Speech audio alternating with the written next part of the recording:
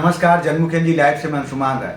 दोस्तों, बिहार चुनाव के परिणाम आ चुके हैं और इस परिणाम से सभी लोग अचंभित हैं, हारने वाले भी जीतने वाले भी। किसी को यह उम्मीद नहीं थी कि इस तरह की सुनामी या इस तरह की लहर एनडीए गठबंधन के पक्ष में रहेगी। चुनाव के परिणाम को देश के वरिष्ठ पत्रकार कैसे देख रहे हैं, सबके अपने अलग अलग विश्लेषण हैं। इसके बारे में आज हम बात करेंगे वरिष्ठ पत्रकार रमेश सिंह जी से और उनसे समझेंगे कि वह इस चुनाव परिणाम को कैसे देखते हैं। मैं तो सिंपल यही देख रहा हूँ कि बीजेपी का जो स्ट्रेटेजी है वो बहुत सफल रहा है। जो भी उनके स्ट्रेटेजी हैं, रणनीति है, उसमें दूसरे लोग टिक नहीं पाए और इतना क्लीन स्वीप होना और लोग को बिल्कुल समझ ना आना, ये एक तरह से उनकी असफलता है। जो भी चीज़ें हुई हैं, जो फेवर किए हैं भाजपा को या एनडीए को, ओवरऑल एनडीए को पूरा कह लीजिए, तो जो फेवर किए हैं उसके पीछे कुछ तो कुछ कारण तो थे और वह कारण जो भी है उसको दूसरे लोग उतने सीरियसली समझ नहीं पाए, उसका काट नहीं खोज पाए।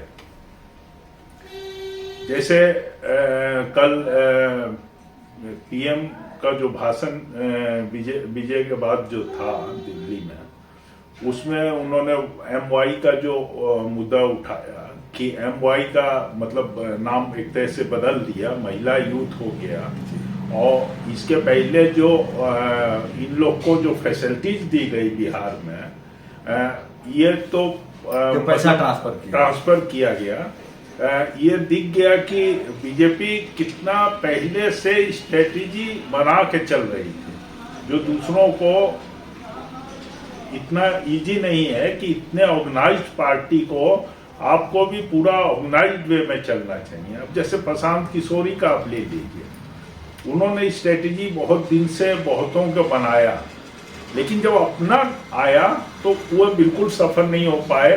तो इन्हें समझना चाहिए कि जो ऑर्गेनाइज्ड पार्टियां हैं, जिनका बेस बहुत स्ट्रांग है, वो हर जगह आपका कोई भी मुद्दा है उसको आप गांव-गांव तक पहुंचाएंगे कैसे, जब आपके पास वर्कर ही नहीं है। और दिक्कत कांग्रेस के साथ ये हो रही है कि कांग्रेस के पास ना तो हर जगह वर्कर नहीं है, दूसरे को जो क्षेत्रीय पार्टी है उनके सहारे पे जाती है। अपना उसका ऑर्गेनाइजेशन काफी कमजोर हो चुके हैं, खासकर हिंदी बेल्ट में, खासकर यूपी और बिहार में। मध्य प्रदेश में तो ठीक है और राजस्थान में भी ठीक है, लेकिन यूपी और बिहार में काफी कमजोर हो चुका है। इस परिणाम को आप भाजपा की जीत के तौर पर देख रहे हैं या विपक्ष की विफलता के तौर पे? दोनों देख रहे हैं। जीत तो क्लियर कट है, स्वीप इतनी हुई है तो जीत तो है ही। जो भी स्ट्रेटेजी है, आप अच्छा कहें बुरा कहें, ये दूसरे इंस्टीट्यूशन का काम है, आपका काम नहीं है। अगर आप जिस प्लेटफॉर्म पे लड़ रहे थे वो प्लेटफॉर्म लड़ने वाला है तो आप जीते हैं, आपकी स्ट्रेटेजी है। और विपक्ष इसमें हारा है। और क्यों हारा है?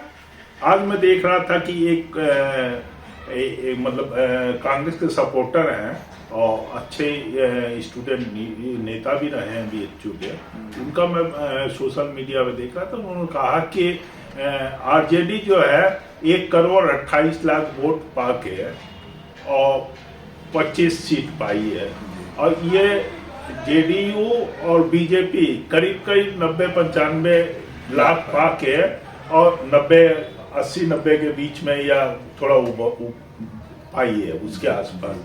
लेकिन वो एक चीज ये भूल गए ना कि ये दोनों तो एक ग्रुप थे ना, ये कटे नहीं थे ग्रुप भी। अगर इनका आप देखिएगा तो 1,80,00,000 हो गया ना। नहीं, और दूसरा इनकी सीटें कम थी ना, 101 पर ही लड़ रहे थे। तेजस्वी 143 पर लड़ रहे थे, तो जब उनके वोट काउंटिंग तो 143 के वोट काउंटिंग, इस बात को लोग गोल कर जाते हैं। हाँ, एक झलक देखने में तो ऐसा लगता है कि सही है, हाँ, कि अरे ये कैसे हो गया, टेक्निकली वो गलत, टेक्निकली गलत। तो वो थोड़ा सा अपनी चीजों को, कमियों को छुपाने का भी मुझे लगता है एक तरीका है। कि ये जो भी डेमोक्रेसी में तो सीधा है कि अगर इलेक्शन हो गया है, वो जीते हैं तो उसका रिस्पेक्ट करना चाहिए, सभी को रिस्पेक्ट करना चाहिए। और पब्लिक जिताई है ना, पब्लिक गलत होना की है, पब्लिक जैसे को क्या जीता है। पसंद आया, क्या वो ठीक है। हुआ, आप क्यों नहीं जीत पाए उन्हें, ये आपकी कमी है, दूसरे की कमी नहीं है। उन्होंने इस रणनीति जैसी भी अपनाई वो सफल रहे, आप असफल रहे।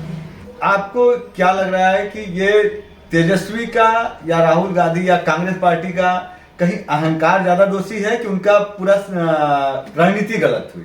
अहंकार तो आप इसलिए कह सकते हैं कि रीजनल पार्टियों में एक्चुअली बहुत ज्यादा कुछ कास्ट समीकरण बनते हैं, कास्ट कम्युनिटी समीकरण, उस पे ये पूरी सोसाइटी में एक बेस जो होता है ना एक बड़ी पार्टियों का, वो कांग्रेस में ओवरऑल इंडिया में है, वो भाजपा में भी है। लेकिन आप सोचेंगे कि छोटी पार्टी रीजनल पार्टी में वो चीज आए तो वो अभी नहीं है। आरजेडी का उनके पास जो भी आसपास जो ज्यादा होते हैं, वो जो उनका माई जो कॉम्बिनेशन रहा शुरू से, उससे आसपास ही रहा है, कुछ दूसरे लोग नहीं है। तो इन्हें बहुत जगह जो है अहंकार कह सकते हैं, भाई लेकिन दूसरे कास्ट को आप जोड़ नहीं पा रहे। MIM आपके साथ 4 सीटें 5 सीटें मांग रहा था, उसको आपने नहीं दिया, फिर 5 के चक्कर में बाकी सीटें कई गंवानी पड़ी। तो झारखंड मुक्ति मोर्चा को आपने वादा करके आपने सीट नहीं दिया, तो ये एक रणनीतिक विफलता भी है और एक आपका है। सीमांचल में जैसे आप कह रहे थे कि एकदम मतलब हाँ, ये लोग के बाद में मतलब ये हल्ला हो गया कि शायद ओवैसी कुछ नहीं करें, लेकिन ओवैसी क्लियर कट ले गए और क्लियर कट ले गए और कांग्रेस जैसा ले गए और बाकी कई सीटों को और प्रभावित किया। केवल एक ही डिस्ट्रिक्ट में किशनगंज देखिए तो 4-5 सीट ले गए। इसका मतलब वो अपने जो भी था, आप इसको एम को काट नहीं पाए उनसे जो आप किए कि एम हमारे तरफ जुड़ा रहे, वो आप फेल रहे, वो और जगह भी रहे होंगे। इस चुनाव का आप आने वाले जो 2026 के चुनाव में क्या इफेक्ट देख रहे हैं? जैसे बंगाल में चुनाव है, तमिलनाडु में है, केरला में है, असम में है, पांडिचेरी में है। तो पांडिचेरी में तो बीजेपी है, तमिलनाडु में 2 जगह तो अगर बीजेपी घुस गई तो पान इंडिया पार्टी रियल में होगी। 2 जगह अभी भी भाजपा उस तरह से नहीं पहुंच पा रही है, जो बंगाल में काफी सीट जीत रही है, और तमिलनाडु तो अभी खैर एकदम उनके नहीं घुस पा रही है। जिस तरह से कोशिश की जा रही है, कई साल से बनारस में भी काशी तमिल संगम का किया जा रहा है, लेकिन वहां पे जो वोट में उसका कन्वर्ट होते हुए नहीं दिख रहा है। केरला तो शुरू ही से आसान नहीं है, तीनों ये चैलेंजिंग रहेंगे ये आगे वाले। बीजेपी की कोशिश केरला में बहुत दिन से, आज से तमिलनाडु और बंगाल को फतह करने की होगी। असम में कांग्रेस वापस आने की उम्मीद है आपको? वहां सीधी फाइट है और शुरू से कांग्रेस का वहां पे ऑर्गेनाइजेशन स्ट्रांग है, तो इसलिए बहुत ज्यादा मुझे नहीं लगता है कि बहुत ज्यादा जैसे यूपी बिहार में कमजोर हो गई है, असम में उतना कमजोर होगी अभी। आपको क्या लग रहा है कि इसी कार्यकाल में, जो बिहार का कार्यकाल है 25 से 30 वाला, बीजेपी इसी कार्यकाल में अपना चीफ मिनिस्टर बना लेगी बीच में नीतीश को हटा के?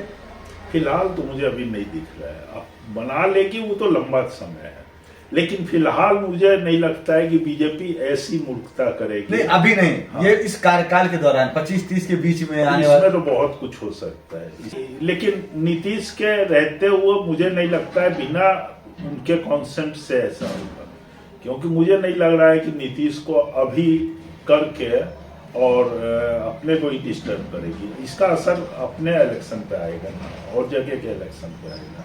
अभी मुझे नहीं लग रहा है, जो स्मूथ चल रहा है मुझे लग रहा है वही चीज चलेगा। आपको आरजेडी का क्या भविष्य दिखता है? इस हार के बाद आरजेडी के अंदर भी बहुत कुछ घमासान होगा या तेजस्वी आगे तक लीड करेंगे पार्टी? वो उनके उस पे रहता है कि वो इसको फ्रस्ट्रेशन के रूप में लेते हैं कि चैलेंज को। हार के बाद ऐसा नहीं है कि कोई खत्म हो जाता है, एक बार फेलियर ही आदमी के मतलब फेलियर ही जो है आगे सफलता की कुंजी भी है ना। तो अगर इस पे आप स्टडी सही ढंग से करेंगे तो आपके पास बहुत चांस है। ऐसा थोड़ा ना है कि 5 साल का वेट करना है, आपके पास लोकसभा आएगा और चीजें आएंगी, छोटे छोटे इलेक्शन आएंगे, उसमें आप फिर एक बार बनेंगे। अब एज ही कितना है उनका। और क्या प्रशांत किशोर वहां पर टिके रह पाएंगे? ये तो उन पे डिपेंड करता है कि वो इसको किस तरह से लेते हैं। आगे भविष्य का नेता बनना है कि यहीं रुक जाना है, ये तो उन पे डिपेंड करेगा ना। लेकिन एक चीज क्लियर है, एक जो पार्टी जो पूरे ऑल इंडिया में है कांग्रेस आगे की पॉलिटिक्स किस तरह चलती है इस पे डिपेंड है। आरजेडी, प्रशांत, ये सब तो बहुत माइनर चीजें हैं, समझे, एक जगह है दूसरी जगह नहीं है। जो सबसे बड़ा चैलेंज है वो कांग्रेस है, और कांग्रेस आगे की स्ट्रेटेजी अगले इलेक्शन में जो आने वाले हैं वहां किस तरह से चलती है इस पे काफी कुछ डिपेंड करेगा, देश किधर जा रहा है और बाकी क्या है, क्योंकि कांग्रेस ही है जो मेन राइवल है। और कांग्रेस किस तरह से अपना नहीं किस तरह से अपना ऑर्गेनाइजेशन स्ट्रॉन्ग करती है, और जो इनके जो फ्रंटल ऑर्गेनाइजेशन थे जो आरएसएस के आज स्ट्रॉन्ग होते जा रहे हैं, स्टूडेंट विंग, फलाना विंग, जो भी है, लेबर विंग, जो भी है, वो कांग्रेस के शुरू से थे। लेकिन वो कहाँ गए अब तो दिखाई ही नहीं देते हैं वो सब विंग। दल है, चाहे मजदूर संगठन है, कांग्रेस की भी मजदूर इंटर था। हाँ, ये सब कहाँ गए? ये सब कहीं इलेक्शन में कहीं इनका रोल दिखता नहीं। तो ये जब तक अपने को स्ट्रांग नहीं कर लेंगे और छोटे छोटे मुद्दे को पे सोचेंगे कि बहुत अच्छा हो जाएगा, तो नहीं होगा। जब तक अंदर अंदर लोगों को पहुंचाना भी तो होगा आपको संदेश अपना। ओपिनियन लीडर आपको जब तक नहीं बनाएंगे ग्रास रूट लेवल तक, तब तक आप फैला कैसे पाएंगे अपने को? चुनाव आयोग के प्रति जितनी आलोचना थी, वो क्या आपको लगता है चुनाव के बाद वो समाप्त हो जाएगी, कम हो जाएगी, या अभी चुनाव आयोग पर निशाने पर फिर भी रहेगा विपक्ष के? नहीं, विपक्ष पे तो रहेगा, चुनाव आयोग तो रहेगा। मुझे नहीं लगता है कि ये खत्म होगा। ये है कि आप कितना ज्यादा उसको स्ट्रांगली पेश कर पाते हैं आगे, इस पे डिपेंड करता है। ये अपोजिशन का काम है। जैसे आपको मनमोहन सिंह के समय जिस तरह से बीजेपी अटैक की उन 10 खासकर 5 लास्ट दूसरे टर्म के, उस तरह से आपको भी अगर सत्ता में जो पार्टी है उसके अगेंस्ट जब तक आप पूरी प्लान वे में स्ट्रेटेजी बना के नहीं चलेंगे तो आप बहुत इफेक्टिव नहीं रहेंगे। आने वाले समय में आपको क्या लगता है सबसे ज्यादा चुनौती छोटी पार्टियों से ज्यादा कांग्रेस के लिए है? सबसे ज्यादा इन्हीं के लिए। छोटी पार्टियां तो छोटे एरिया में रहती हैं, उसी में उनका स्वार्थ सिद्ध होता है, जो कि देश के लिए बहुत अच्छा तो नहीं रहता है, कभी भी अच्छा नहीं रहता है। देश के लिए तो वही अच्छा है कि 2-3 जो भी हैं बड़ी पार्टियां all India, pan India type की पार्टियां रहे। दुर्भाग्य से हमारे पास जो थर्ड था अब 2 ही है। थर्ड फ्रंट भी खत्म। हाँ, बीजेपी है, कह लीजिए राइटिस्ट है, सेंट्रिस्ट है, लेफ्ट हमारा गायब हो गया है। तो जबकि होना चाहिए तीनों को होना चाहिए कि किस तरह के लोग क्या सोचते हैं। लेफ्ट भी हमारा स्ट्रांग होना चाहिए, लेकिन लेफ्ट जो है जिस वजह से भी है वो ऑलमोस्ट खत्म हो, सिमटता जा रहा है। चलते चलते आप बताइए, बिहार चुनाव का सबसे कम शब्द में क्या संदेश आप देख रहे हैं? पैसा दो, चुनाव जीतो। अब इसको मैं तो नहीं कहूंगा कि पैसा दो, क्योंकि ये तो थोड़ा सा लोगों मतलब पैसा इफेक्टिव है या आप जनता के घर घर तक आप? एक मैसेज जरूर है बिहार का। मैसेज ये है कि बिहार में जो स्मूथ 20 साल से रन चल रहा था उसका ये इफेक्ट है, और कि कोई चीज भी आप लाभ देंगे लेकिन वहां सुख शांति अच्छी है, मतलब कोई डिस्टरबेंस नहीं है इस समय 20 साल से, और सब चीज स्मूथ चल रहा है, इसका एक असर पड़ता है। अभी भी आरजेडी को ये चीज थोड़ा सा इस पे मेहनत करना है कि हम ये जंगल कैसे हटाएंगे, ये छवि कैसे हटाएंगे। जंगल राज का टैग उनको भारी पड़ गया, बहुत भारी।